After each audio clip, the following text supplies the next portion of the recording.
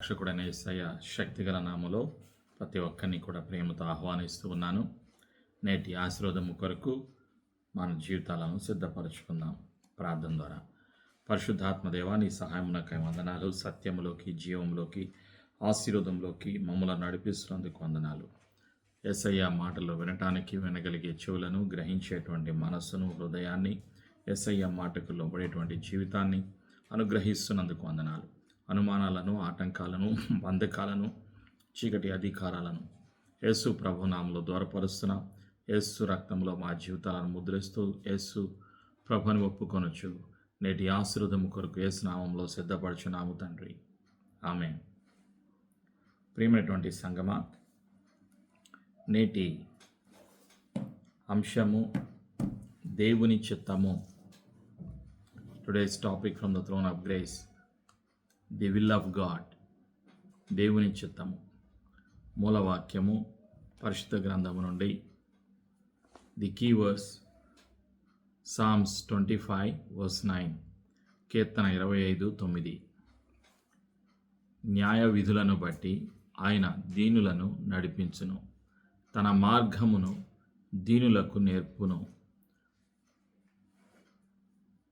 ఇది పరిశుద్ధాత్ముడు బయలుపరుస్తున్నటువంటి మూలవాక్యం. ప్రేమైనటువంటి సంఘమ, దేవుని యొక్క న్యాయ విధులను, ఆయన యొక్క ఆలోచనలను ఆయన నేర్పిస్తారు. ఎవరికి? దీనులకు, నమ్రత కలిగిన, దీనత్వము కలిగిన, లోబడేటువంటి వారికి తండ్రి తన మార్గాన్ని బయలుపరుస్తూ ఉంటారు, తన చిత్తాన్ని బయలుపరుస్తారు. ప్రేమైనటువంటి సంఘమ, దేవుని చిత్తము 3 భాగాలుగా మనం తెలుసుకుందాం. మొదటి భాగం ఏమిటి అంటే జనరల్ విల్ ఆఫ్ గాడ్. అందరి ఎడల సాధారణమైనటువంటి దేవుని చిత్తం. మానవులందరి ఎడల, ఈ భూలోకంలో ఉన్నటువంటి మానవులందరి ఎడల దేవుని యొక్క చిత్తం. దీన్ని జనరల్ విల్ ఆఫ్ గాడ్. మనుషులందరి ఎడల దేవుని యొక్క చిత్తం. మొదటిగా ఏమిటి అంటే మానవులు తండ్రి ప్రేమను పొందుకోవాలి, తండ్రిని ప్రేమించాలి. ఇది దేవుని యొక్క చిత్తం. ఇదే సత్యాన్ని తండ్రి బయలుపరుస్తూ ఉన్నారు. అదే సత్యాన్ని నిర్గమాకాండంలో 20వ అధ్యాయంలో ఇజ్రాయిలులకు మోషే ద్వారా దేవుడు బయలుపరిచారు. నిర్గమాకాండంలో 20వ అధ్యాయంలో మనం చూస్తాం. అక్కడ మొదటి ఆజ్ఞను దేవుడు బయలుపరుస్తూ ఉంటాడు. దేవుడు ఈ ఆజ్ఞలన్నీ వివరించి చెప్పాను. నీ దేవుడైన యెహోవాను నేనే దాసుల గృహమైన ఐగుప్తు దేశంలో నుండి నిన్ను వెలుపలికి రప్పించి తిని, నేను తప్ప వేరొక దేవుడు నీకు ఉండకూడదు. పైన ఆకాశం అందే కానీ, క్రింద భూమి అందే కానీ, భూమి క్రింద నీళ్ళ అందే కానీ ఉండు దేని రూపమునైనను విగ్రహమునైనను నీవు చేసి కొనకూడదు. వాటికి సాగిలపడకూడదు, వాటిని పూజింపకూడదు. ఏలైనగా నీ దేవుడైన యెహోవా నగు నేను రోషము గల దేవుడను. నన్ను ద్వేషించు వారి విషయంలో 3-4 తరముల వరకు తండ్రుల దోషమును కుమారుల మీదకి రప్పించుచు, నన్ను ప్రేమించి నా ఆజ్ఞలను గైకొను వారిని 1000 తరముల వరకు కరుణించు వాడనై ఉన్నాను. నిర్గమాకాండము 20వ అధ్యాయం మొదటి 6 వచనాల్లో ఆ మొదటి ఆజ్ఞను దేవుడు బయలుపరుస్తూ ఉన్నాడు. 10 ఆజ్ఞల్లోని మొదటి ఆజ్ఞ. దేవుడు ఏం చేస్తారు? తన నియమాలను, తన శాసనాలను, తన ఆజ్ఞలను, తన చిత్తాన్ని బయలుపరుస్తారు. దేవుని యొక్క చిత్తం మనం పరిశుద్ధ గ్రంథంలో మనం చూస్తాం. ఆదికాండం నుండి ప్రకటన గ్రంథం వరకు దేవుని యొక్క చిత్తం. దేవుని యొక్క చిత్తములో దేవుని యొక్క మనస్సు, దేవుని యొక్క ఆలోచన, దేవుని యొక్క ప్రణాళిక, దేవుడు తలంచిన దేవుని యొక్క ఉద్దేశం, దేవుని యొక్క చిత్తము బయలుపరచబడుతూ ఉంటుంది. అదే రీతిగా మత్తయి సువార్తలో 22వ అధ్యాయంలో కూడా అదే మొదటి ఆజ్ఞను ప్రభు అయినటువంటి యేసుక్రీస్తు వారు ఈ లోకంలో నివసించినటువంటి సమయంలో తన శిష్యులకు బయలుపరుస్తూ ఉంటారు. మత్తయి సువార్త 22:37లో అదే సత్యాన్ని గుర్తు చేస్తూ ఉంటారు. Matthew chapter 22:37. అందుకైన నీ పూర్ణ హృదయముతోనూ నీ పూర్ణ ఆత్మతోనూ నీ పూర్ణ మనసుతోనూ నీ దేవుడైన యెహోవాను ప్రేమింపవలెనన్నదియే. ఇది ముఖ్యమైనది, మొదటి ఆజ్ఞ. ప్రభు అయినటువంటి యేసుక్రీస్తు వారు తన శిష్యులకు బయలుపరుస్తున్నారు. ప్రేమైనటువంటి సంగమ, దేవుని యొక్క చిత్తం, దేవుని యొక్క ప్రేమను పొందుకుని, తండ్రి ప్రేమను పొందుకుని తండ్రిని ప్రేమించాలి అన్నది దేవుని యొక్క చిత్తం. ఇది దేవుడు కోరుకుంటున్నారు. మానవుల నుండి దేవుడు ఏం కోరుకుంటున్నారంటే ప్రేమను మానవుడు పొందుకోవాలి, మానవుడు తండ్రిని ప్రేమించాలి అని దేవుడు కోరుకుంటున్నారు. ప్రేమైనటువంటి సంగమ, రెండవ సత్యం ఏమిటి అంటే ఈ యొక్క అందరి ఎడల దేవుని యొక్క చిత్తం, మానవుడు సహవాసం చేయాలి, తండ్రితో సహవాసం చేయాలి, యేసు ప్రభువుతో సహవాసం చేయాలి. ఆయన సహవాసానికి పిలుస్తూ ఉన్నారు. ప్రతి ఒక్కరూ సహవాసం చేయాలని కోరుకుంటున్నారు. కొరింథీయులకు రాసినటువంటి మొదటి పత్రికలో మనం చూస్తాం. ప్రేమైనటువంటి సంగమ, Paul's first letter to Corinthians chapter 1 verse 9. కొరింథీయులకు రాసినటువంటి మొదటి పత్రిక మొదటి అధ్యాయం 9వ వచనంలో He calls every one of us to have a fellowship with Christ Jesus. మన ప్రభు అయిన యేసు క్రీస్తు అను తన కుమారుని సహవాసమునకు మిమ్మును పిలిచిన దేవుడు నమ్మదగిన వాడు. తన కుమారుని ప్రభు అయిన యేసు క్రీస్తుతో సహవాసం చేయడానికి, వాక్యముతో సహవాసం చేయడానికి, పరిశుద్ధాత్మతో సహవాసం చేయడానికి తండ్రి పిలుస్తూ ఉన్నారు, పరిశుద్ధాత్ముడు పిలుస్తూ ఉన్నారు. ఇది దేవుని యొక్క సంకల్పం, దేవుని యొక్క చిత్తం. అందరిలో మానవులందరూ కూడా సహవాసం చేయాలి. ప్రేమైనటువంటి సంగమ, ఆది మానవుడు తండ్రి యొక్క సహవాసాన్ని నుండి దూరం అయిపోయాడు. ఆది కాండములో మనం ఏం చూస్తున్నామంటే ఆదాము అవ్వలు చక్కగా దేవుని యొక్క సన్నిధిలో మహిమతో వాళ్ళు నింపబడి ఉన్నారు. పాపము లేనప్పుడు దేవుని యొక్క సన్నిధితో వాళ్ళు ఉన్నారు. వాళ్ళు చక్కగా దేవుని యొక్క ఇంటిలో ఏదేను తోటలో వాళ్ళు నివసిస్తూ ఉన్నారు.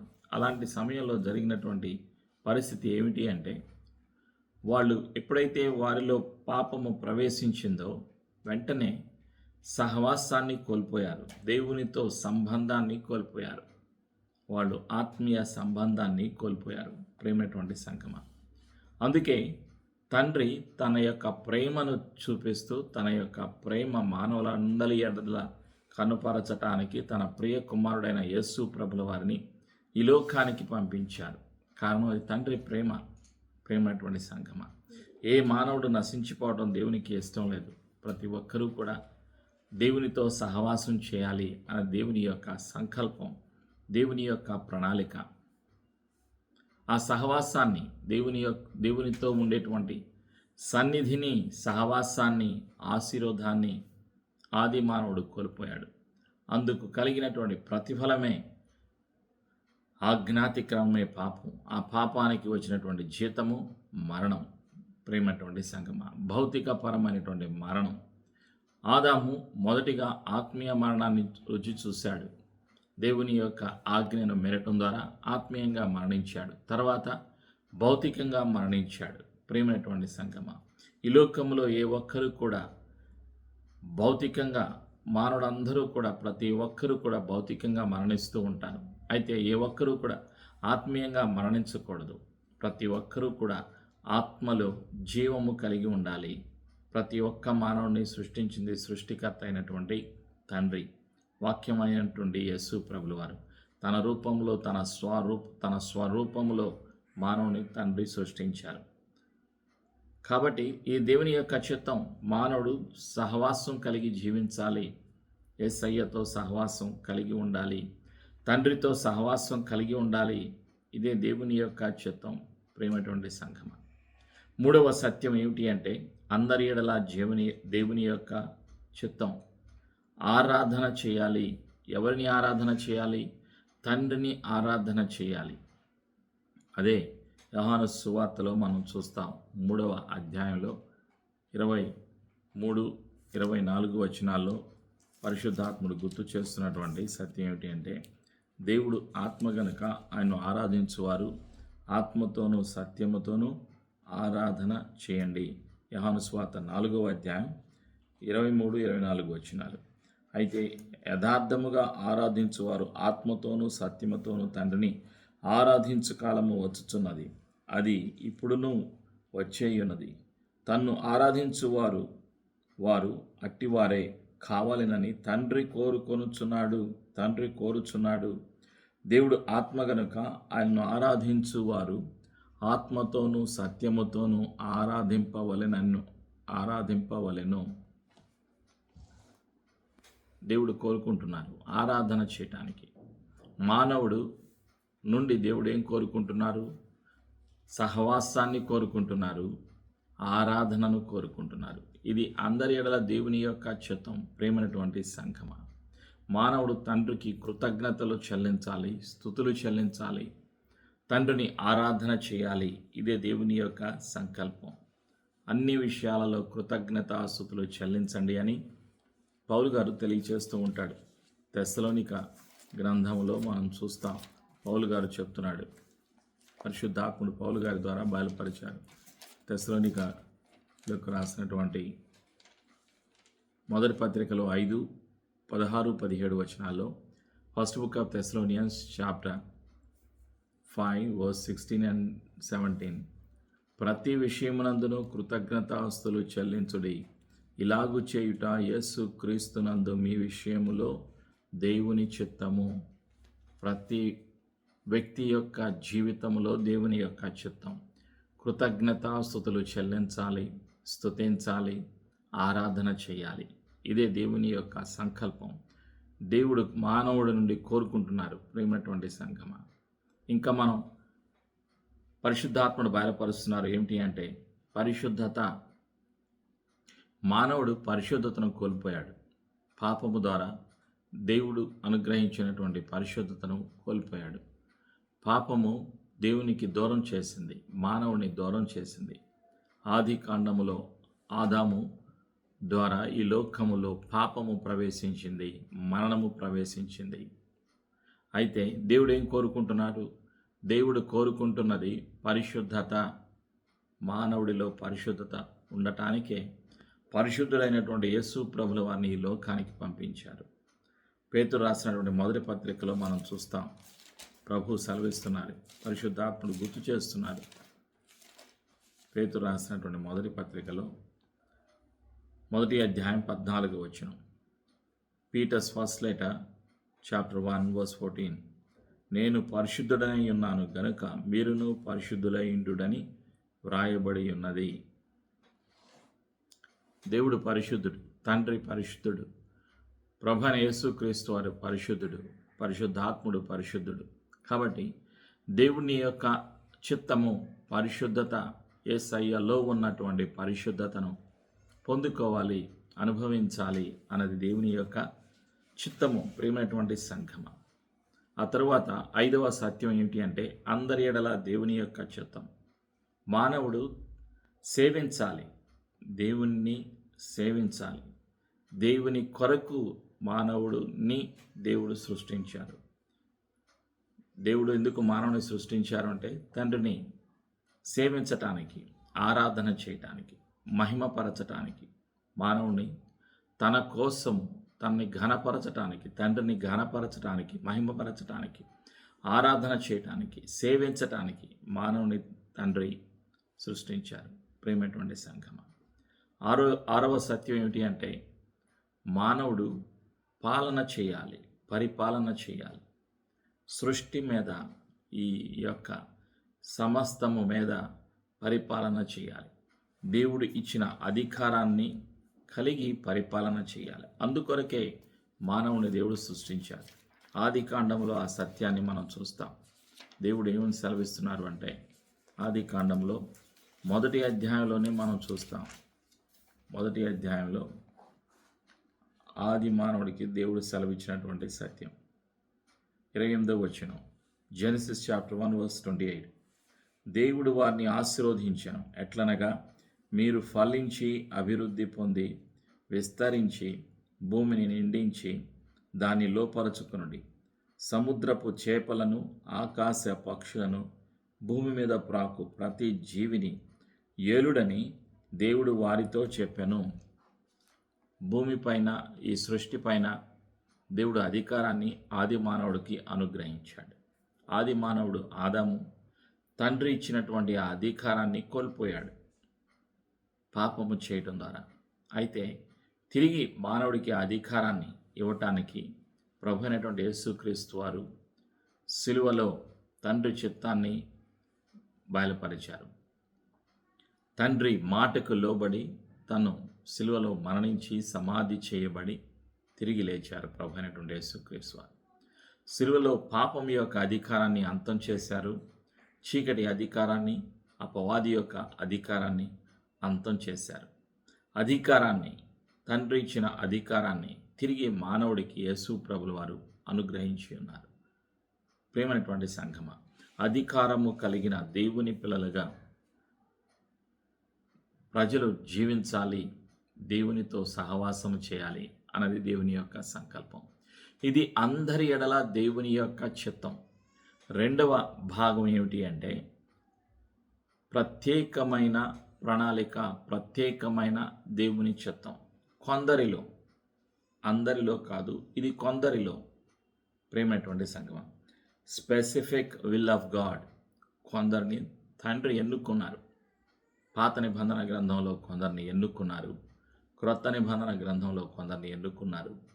ఎన్నుకోబడిన వారిలో తన చిత్తాన్ని, తన ప్రణాళికను తండ్రి బయలుపరుస్తూ ఉన్నారు. ఆదాము ఎన్నుకోబడినటువంటి వ్యక్తి. తన రూపంలో, తన సారూప్యంలో తన జీవాన్ని అనుగ్రహించారు ఆదాముకి. ప్రేమైనటువంటి సంగమ, ఎన్నుకోబడ్డాడు ఆదాము. ఆ తరువాత మనం చూసినప్పుడు నోవా కూడా ఎన్నుకోబడ్డాడు, దేవుని చేత ఎన్నుకోబడ్డాడు. ఎందుకు అంటే పాపులను వేరుపరచటానికి, పరిశుద్ధులందరినీ కూడా రక్షించటానికి, తన మాటను, తన చిత్తాన్ని అంగీకరించిన వారందరినీ కూడా రక్షించటానికి, కాపాడటానికి నోవాకు దేవుడు సెలవిచ్చాడు. ఏమిటి అంటే వర్షం రాబోతుంది, వరద రాబోతుంది, అయితే నీవు ఒక ఓడ కట్టాలి. ఆ ఓడలో నీవు, నీ పిల్లలు, నీ యొక్క అల్లులు, మీరందరూ కూడా, నీ కుమార్తెలు, మీరంతా కూడా కలిసి అందులోకి ఉండాలి అని నేను మిమ్మల్ని కాపాడుతానని దేవుడు సెలవిచ్చాడు. ఆదికాండము 6వ అధ్యాయంలో మనం చూస్తాం. అక్కడ నోవహును దేవుడు ఎన్నుకున్నాడు, వేరుపరిచారు, పాపపు లోకము నుండి వేరుపరిచారు. ఈ విధంగా మనం చూస్తున్నాం. ఆ తర్వాత మనం చూస్తుంది ఎవరిని అంటే అబ్రహాముని. ఆదికాండములో 12వ అధ్యాయంలో అబ్రహాముని మనం చూస్తాం. దేవుడు అబ్రహామును పిలిచాడు. ఎందుకొరకు? తన కొరకు ఒక ప్రత్యేకమైన జనాంగాన్ని ఏర్పాటు చేయటానికి, మానవ జాతిలో శ్రేష్టమైన, విలువైన తన ప్రణాళికను నిర్వహించటానికి తండ్రి ఒక జనాంగమును ఏర్పాటు చేసుకున్నాడు. ఆ జనాంగమే అబ్రహాము యొక్క పిల్లలందరూ కూడా యూదులు, 12 గోత్రాల పిల్లలు. వాళ్ళే అబ్రహాము యొక్క సంతానం. ఎన్నుకున్నాడు, తండ్రి ఎన్నుకున్నారు. ఎందుకొరకు? తండ్రిని ఆరాధన చేయటానికి, తండ్రి చిత్తాన్ని జరిగించటానికి. ఆ తర్వాత మనం చూసినప్పుడు యోసేపును తండ్రి ఎన్నుకున్నారు. ఎందుకు యోసేపును తండ్రి ఎన్నుకున్నారు? వాళ్ళు పడుతున్నటువంటి ఆ కష్టాల నుండి విడిపించటానికి ఎన్నుకున్నారు. యోసేపు ద్వారా వారికి సమృద్ధిని కలుగచేశారు. ప్రేమటువంటి సంగమ, ఐగుప్తు దేశంలో వాళ్ళకి సమృద్ధి కలుగు చేయటానికి అబ్రహాము యొక్క సంతానం ఐగుప్తు దేశానికి తిరిగి రావటానికి, అక్కడికి వారిని నియమించటానికి, వారిని బలపరచడానికి ఐగుప్తు దేశానికి వాళ్ళందరూ తిరిగి వస్తారు. ప్రేమటువంటి సంగమ, అయితే ఐగుప్తు దేశంలో వాళ్ళు ఐగుప్తీయులకు బానిసలుగా ఉంటూ ఉన్నారు, బాధ అనుభవిస్తూ ఉన్నారు. వాళ్ళు మొరపెట్టుకున్నారు, ప్రార్థన చేసినారు. అప్పుడు తండ్రి ఇజ్రాయిల్లో నుండి మరొక నాయకుడిని తండ్రి ఎన్నుకున్నారు. ఎన్నుకోబడినటువంటి వ్యక్తి ప్రత్యేకమైనటువంటి ప్రణాళికతో తండ్రి చిత్తాన్ని జరిగించడానికి మోషే అనేటువంటి నాయకుడిని తండ్రి నిలబెట్టారు. ఎందుకొరకు అంటే ప్రేమటువంటి సంఘమా, విడిపించటానికి, ఐగుప్తు దేశంలో ఉన్నటువంటి యూదులకు విడుదల కలిగ చేయటానికి, విడుదల నాయకుడిగా వారిని నడిపించటానికి మోషేను దేవుడు నియమించారు. ఇది ప్రత్యేకమైనటువంటి ప్రణాళిక మోషే జీవితంలో. ప్రేమైనటువంటి సంగమా, ఐగుప్తు దేశం నుండి బయటికి వచ్చిన తర్వాత ఏం చేయాలి అంటే వాళ్ళు ఆరాధన చేయాలి. అందుకొరకు మందసాన్ని కట్టాలి. మోషే విడిపించాలి, యూదులను విడిపించాలి. ఐగుప్తు చెర నుండి, బానిసత్వం నుండి వారిని విడిపించి బయటకు వచ్చిన తర్వాత ఆరాధన చేయటానికి వాళ్ళు కొరకు మందసాన్ని కట్టమని దేవుడు సెలవిచ్చాడు. బిల్డ్ ద టెబర్నాకిల్ అని దేవుడు సెలవిచ్చారు. ఆ విధంగా మోషే మందసాన్ని కట్టాడు. దేవుని యొక్క సన్నిధి మందసంలోకి వచ్చి తండ్రి చిత్తాన్ని, తండ్రి ప్రణాళికను బయలుపరుస్తూ ఉంటాడు తండ్రి. ఆ తర్వాత మోషే కాలం అయిపోయిన తర్వాత దావీదు ప్రేమైనటువంటి సంఘమా, దావీదుని ప్రత్యేకంగా దేవుడు ఎన్నుకున్నారు తండ్రి తన చిత్తాన్ని జరిగించటానికి. దావీదుని ఎన్నుకోబోయే ముందుగా ప్రజలు కోరుకున్నారు. ఏమని కోరుకున్నారు? చుట్టుపక్కల దేశాలందరికీ కూడా రాజులున్నారు, మాకు రాజు లేడు, మాకు రాజునివ్వని కోరుకున్నప్పుడు సౌలుని రాజుగా నియమించడం జరిగింది. ఎన్నుకోబడినటువంటి వ్యక్తి సౌలు, అభిషేకించబడినటువంటి వ్యక్తి సౌలు మహారాజు. అయితే ఆజ్ఞను అతిక్రమించడం ద్వారా, దేవుడు చెప్పింది చేయకపోవడం ద్వారా అధికారాన్ని, అభిషేకాన్ని, రాజ్యాన్ని తను పోగొట్టుకున్నాడు. ఆ తర్వాత దేవుడు వెంటనే మళ్ళా దావీదుని ఎన్నుకొని రాజ్యాన్ని ఇచ్చి దావీదును రాజుగా నియమించడం జరిగింది. ప్రత్యేకంగా దేవుని యొక్క చిత్తం దావీదు జీవితంలో నెరవేరింది. ప్రేమైనటువంటి సంఘమ, ఇజ్రాయిల్లకు రాజుగా దావీదు పరిపాలన చేయడం జరిగింది. ఆ విధంగా అయిపోయిన తర్వాత సొలొమోన్ని దేవుడు ఎన్నుకున్నారు. సొలొమోనుకి దేవుడు యొక్క చిత్తం, దేవుని యొక్క ప్రణాళిక ఏమిటి అంటే యెరూషలేములో దేవాలయాన్ని కట్టాలి, యెరూషలేము మందిరాన్ని కట్టాలి. ఇది దేవుని యొక్క చిత్తం. మీరు చాలా కాలం మందసం దగ్గరకు వచ్చి అక్కడ బలులు అర్పించి దేవుని యొక్క సన్నిధిని మీరు అనుభవించారు, చిత్తాన్ని, ప్రణాళికను మీరు అనుభవించారు. ఇక నుండి మీరు యెరూషలేముకు రండి, యెరూషలేములో మందిరము కట్టబడాలి అని, ఆ మందిరం కట్టబడటానికి కావలసిన ప్రణాళికను, సామాగ్రిని, అభిషేక్తులను, సమస్తాన్ని తండ్రి అనుగ్రహించాడు సొలొమోనుకి. ఇది దేవుని యొక్క చిత్తం, దేవుని యొక్క ప్రణాళిక, కొందరిలో ప్రత్యేకించబడినటువంటి ప్రణాళిక. ఇది అందరిలో కాదు, కొందరిలో. ప్రేమైనటువంటి సంగమం, దేవుని యొక్క ప్రణాళిక. ఆ తర్వాత యోనాను చూస్తాం. యోనాకి దేవుని యొక్క చిత్తం ఏమిటి అంటే నినివేకు వెళ్ళు, నీవు సువార్తను ప్రకటించు, దేవుని యొక్క చిత్తాన్ని ప్రకటించు అని చెప్తాడు యోనాకి. ప్రేమైనటువంటి సంగమ. ఆ తర్వాత దానియేలుకి దేవుని యొక్క చిత్తాన్ని బయలుపరచడానికి కావలసినటువంటి అభిషేకాన్ని, కళలను, దర్శనం ద్వారా దేవుని యొక్క చిత్తాన్ని బయలుపరుస్తూ ఉన్నారు తండ్రి. ఎన్నుకున్నాడు దానియేలుని బలమైన ప్రవక్తగా దేవుడు ఎన్నుకుని ఏర్పాటు చేసుకుని తండ్రి చిత్తాన్ని జరిగించడానికి, ప్రణాళికను నెరవేర్చడానికి నియమించడం జరిగింది. ఈ విధంగా పాత నిబంధన గ్రంథంలో ప్రవక్తలను, రాజులను, యాజకులను, కొందరిని కొన్ని ప్రత్యేకమైనటువంటి బాధ్యతలు, ప్రణాళికలు, తండ్రి ప్రణాళికలు నిర్వహించటానికి, తండ్రి చిత్తాన్ని నిర్వహించటానికి దేవుడు ఎన్నుకున్నారు పాత నిబంధన గ్రంథంలో. ప్రేమైనటువంటి సంగమం.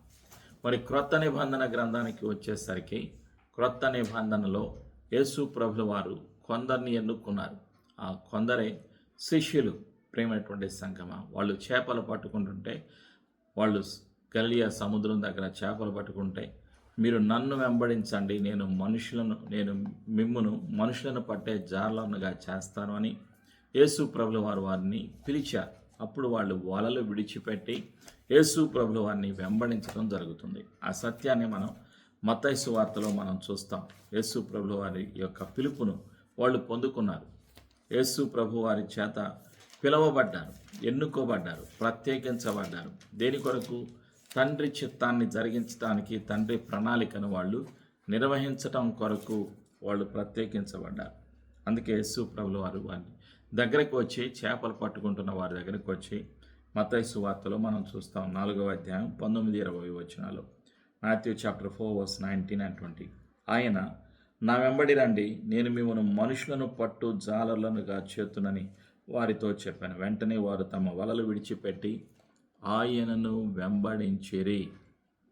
ఎవరు? ఎన్నుకోబడినటువంటి, ప్రత్యేకించబడినటువంటి శిష్యులు యేసయ్యను వెంబడించారు.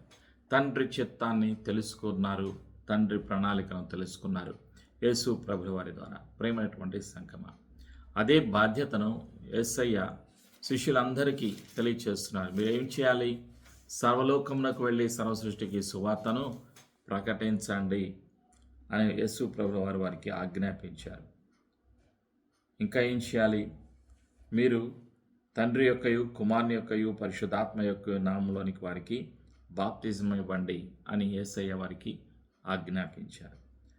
మత్తయి సువార్త 28-20 వచనంలో యేసు ప్రభుల వారు ఇచ్చినటువంటి ఆఖరి ఆజ్ఞ, ప్రణాళిక, బాధ్యత, తండ్రి చిత్తం. ఎన్నుకోబడిన వారికి, పిలువబడిన వారికి, శిష్యులకు.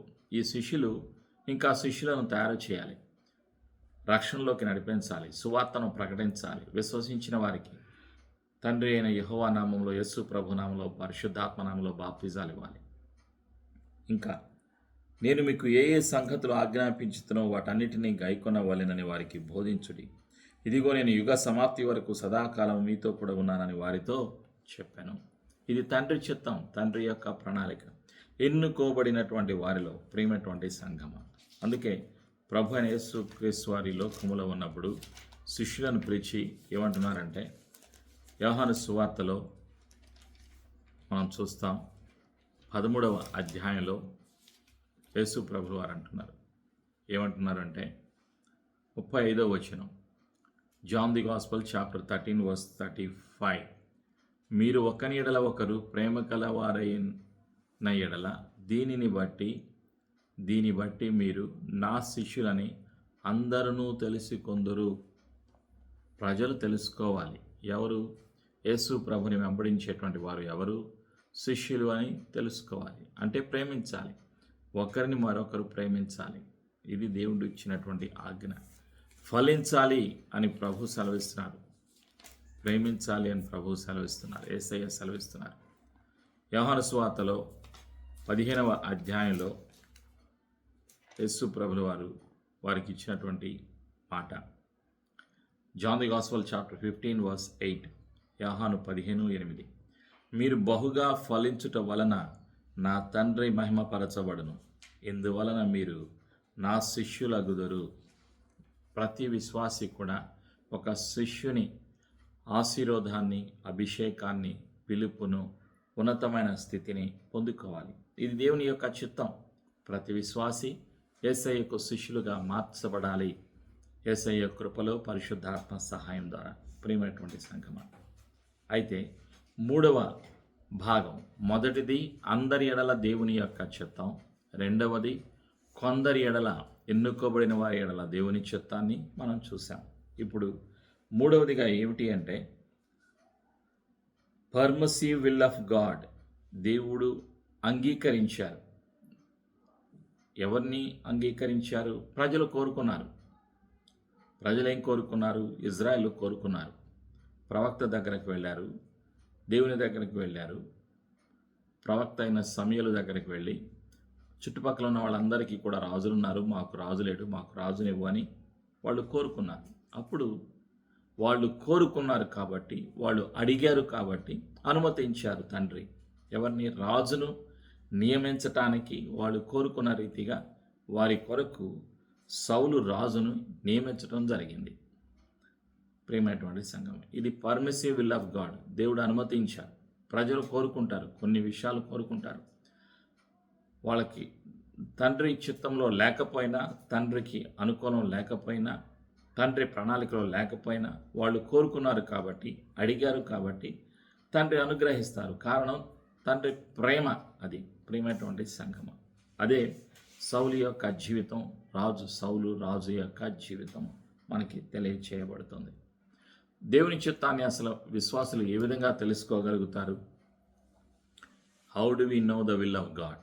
దేవుని యొక్క చిత్తాన్ని ఒక విశ్వాసి ఎలా తెలుసుకోగలుగుతాడు? వాక్యము ద్వారా దేవుని యొక్క చిత్తం బయలుపరచబడుతుంది. ప్రియమైనటువంటి సంగమా, యోహాను సువార్తలో మనం చూస్తాం 6వ అధ్యాయంలో 40వ వచనంలో, John the gospel chapter 6 verse 40,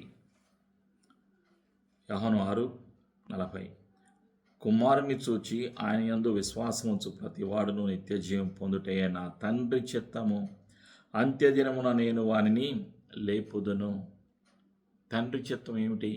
ప్రభువైన యేసుక్రీస్తు మరణమును పునరుత్థానమును, ప్రభువైన యేసుక్రీస్తు నందు విశ్వాసముంచటమే నిత్య జీవం.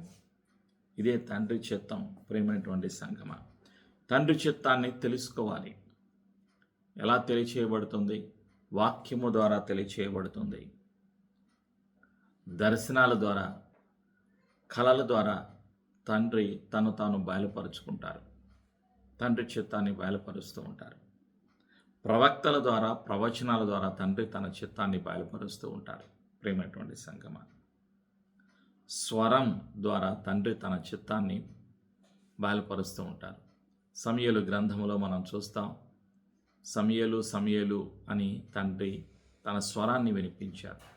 అప్పుడు సమూయేలు బాలుడుగా ఉన్నాడు, గుర్తుపట్టలేదు ఆ స్వరం ఎవరో అని. తర్వాత గ్రహించాడు, తెలుసుకున్నాడు. యాజకుడు చెప్పిన మాట విని, నీ దాసుడు సిద్ధముగా ఉన్నాను అని చెప్పు. అప్పుడు తండ్రి ఏం చెప్తారో విను అని సెలవిచ్చారు. స్వరము ద్వారా తండ్రి చిత్తాన్ని బయలుపరచబడుతుంది. ప్రియమైనటువంటి సంగమా, అదే సత్యాన్ని బయలుపరుస్తున్నాడు పరిశుద్ధాత్ముడు. యోహాను సువార్తలో 10వ అధ్యాయంలో 3-4 వచనాల్లో మనం చూస్తాం. అతనికి ద్వారపాలకుడు తలుపు తీయను, గొర్రెలు అతని స్వరము వినును. అతడు తన సొంత గొర్రెలను పేరు పెట్టి పిలిచి వాటిని వెలుపలికి నడిపించును.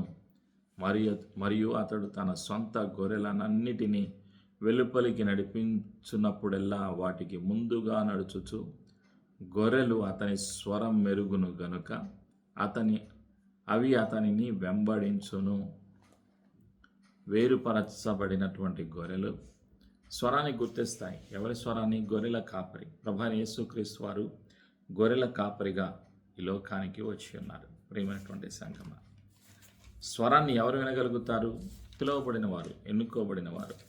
మత్తయి సువార్తలో 7వ అధ్యాయంలో మరొక సత్యాన్ని పరిశుద్ధాత్ముడు గుర్తు చేస్తూ ఉన్నాడు.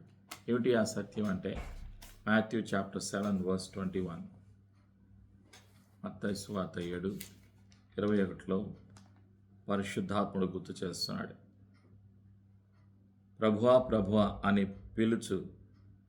అని నన్ను పిలుచు ప్రతివాడును పరలోక రాజ్యములో ప్రవేశింపడు గాని పరలోకమందున నా తండ్రి చిత్త ప్రకారము చేయువాడే ప్రవేశించును.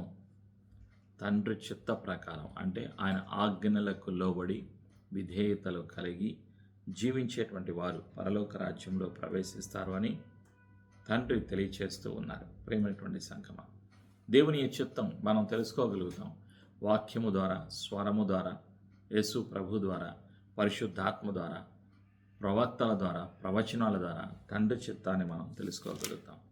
పరిశుద్ధాత్ముడు బయలుపరుస్తూ ఉంటాడు. అపోస్తల కార్యములో 1వ అధ్యాయంలో 8వ వచనంలో శిష్యులకు యేసు ప్రభు వారు బయలుపరిచారు.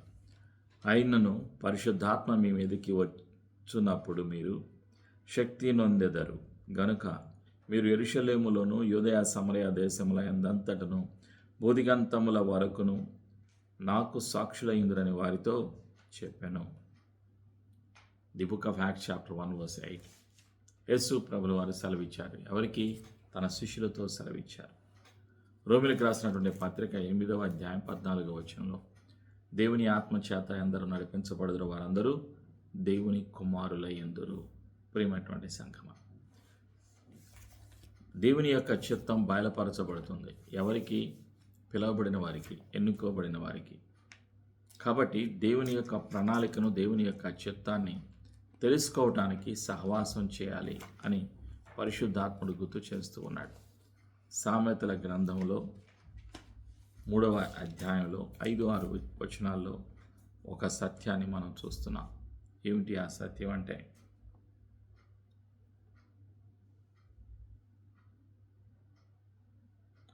నీ స్వబుద్ధిని ఆధారము చేసి కొనక నీ పూర్ణ హృదయముతో యెహోవా యందు నమ్మిక ఉంచుము. నీ ప్రవర్తన అంతటి యందు ఆయన అధికారములకు ఒప్పుకొనుము. అప్పుడు ఆయన నీ త్రోవలను సరళము చేయును. ప్రేమటువంటి సంగమ, మార్గాలను తెరుస్తారు తండ్రి. ఎప్పుడు తెరుస్తారు అంటే, సహవాసము చేసినప్పుడు, తండ్రి దగ్గరకు వచ్చినప్పుడు ఆయన సహాయం దయచేస్తారు. అదే పరిశుద్ధాత్ముడు గుర్తు చేస్తూ ఉన్నారు సహవాసం చేయడం ద్వారా.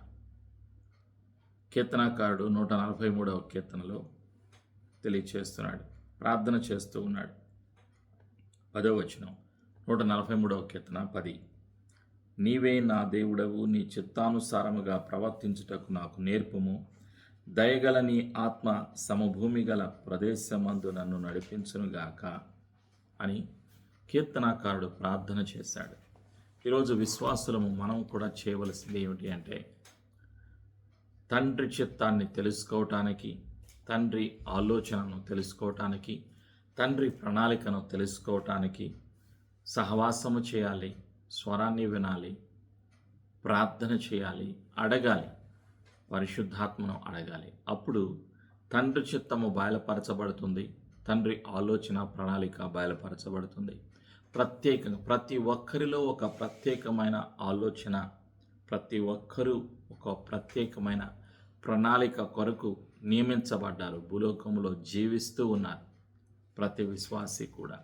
కాబట్టి జీవాధిపతి అయిన తండ్రి చిత్తాన్ని తెలుసుకొని యేసు ప్రభు రూపంలో, సారూప్యంలో మార్చబడటానికి, పరిశుద్ధాత్మ సహాయం పొందుకోవటానికి మన జీవితాలను మనం సిద్ధపరచుకుందాం. యేసయ్య కృప మనందరికీ సదా తోడైనను గాక. ఆమేన్. ప్రార్థన. పరిశుద్ధుడైనటువంటి యేసు ప్రభా, నీ కృప, నీ ప్రేమ, నీ బలియాగమునకై వందనాలు. నశించిపోతున్నటువంటి మానవులను వెదకి రక్షించటానికి ఈ లోకానికి వచ్చి శిలువలో మరణించి సమాధి చేయబడి తిరిగి లేచిన దేవుడవు, సజీవుడవు.